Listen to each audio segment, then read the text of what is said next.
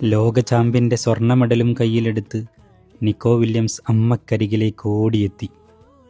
Medal അവരുടെ കഴുത്തിൽ അണിയിച്ചു. അവർ ആനന്ദം കൊണ്ട് തുള്ളിച്ചാടി. അത്ഭുതവും ഈറനും നിറച്ച ഈ കാഴ്ചയെക്കുറിച്ച് മത്സരശേഷം വില്യംസ് പറഞ്ഞു, "I run very fast, but I can't run as fast as my mother." എനിക്ക് നന്നായി ഓടാനാവും, പക്ഷേ അതൊരിക്കലും എൻ്റെ അമ്മയേക്കാൾ വേഗത്തിലാവില്ല.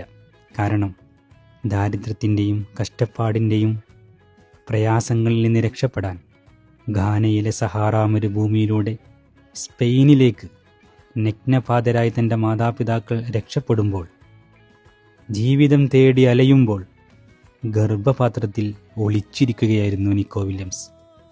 ലോകം വിജയിയെ ആദരിച്ചു.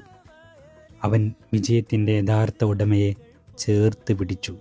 ഈ വിജയം അവർക്കർഹതപ്പെട്ടതായിരുന്നു. ആ സ്വർണ്ണ മെഡലിൻ്റെ തിളക്കം ലോഹത്തിൻ്റെ കാന്തിയല്ല, അമ്മയുടെ ത്യാഗത്തിൻ്റെ പ്രകാശമാണ്. അങ്ങനെ അതൊരു കായിക വിജയം മാത്രമല്ല, ജീവിത വിജയമായി മാറി.